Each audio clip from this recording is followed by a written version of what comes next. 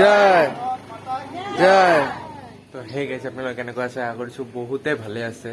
তো গাইজ মানে আজি মানে ইণ্ডিপেণ্ডেন্স ডে মানে স্বাধীনতা দিৱস 77তম স্বাধীনতা দিৱসত আপোনালোকক সকলোকে শুভেচ্ছা জনাইছোঁ। তো আজিৰ দিনটোত মানে আমাৰ দেশটো স্বাধীন হৈছিল।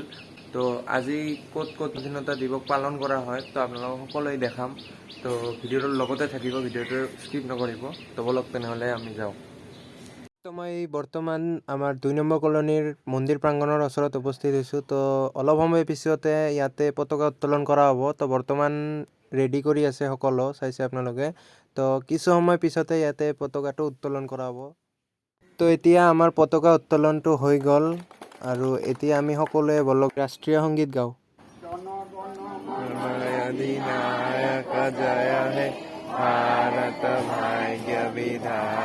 তো এতিয়া আমাৰ সকলোৰে ৰাষ্ট্ৰীয় সংগীত গোৱা হৈ গ'ল আৰু এতিয়া আমাৰ সকলোৰে মৰমৰ মণ্ডল ছাৰে দুই এষাৰ ক'ব, আপোনালোকে শুনিব। স্মৰণীয় দিৱস আজিৰ পৰা ৭৭ বছৰ আগতেই 1947 চনৰ 15 আগষ্টৰ দিনটোত আমাৰ ভাৰতবৰ্ষ স্বাধীন হৈছিল। ভাৰতবৰ্ষত প্ৰথমতে 1613 চনত ইংৰাজসকল ব্যৱসায় বাণিজ্য কৰিবৰ কাৰণে ভাৰতৰ গুজৰাটৰ চুৰাট বন্দৰত আহিছিল জাহাজ লৈ। তেওঁলোকৰ দেশৰ বিভিন্ন পণ্য বস্তু লৈ পেলাই ভাৰতবৰ্ষত প্ৰৱেশ কৰে, ভাৰতত বিক্ৰী কৰিবৰ কাৰণেহে।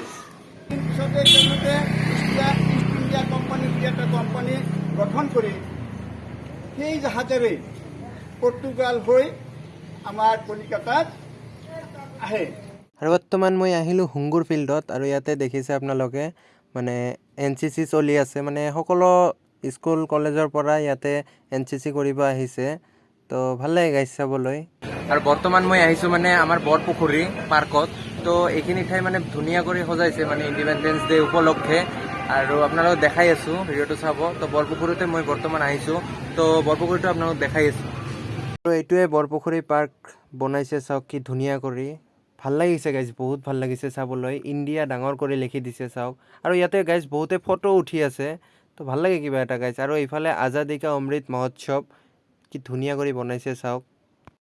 আৰু গাইজ মানে 15 আগষ্ট উপলক্ষে মানে ৰং কৰি দিছে মানে বহুত ঠাইত, মানে গছবিলাকতো ৰং কৰিছে, দেখাই আছোঁ আপোনালোকক। তো গাইজ এইফালে গছতো ইণ্ডিয়া ফ্লেগৰ মানে কালাৰটো কৰি দিছে, কি ভাল লাগি আছে গাইজ চাবলৈ চাওক। মানে সকলোবিলাকতে কৰিছে, ভাল লাগে গাইজ চাবলৈ।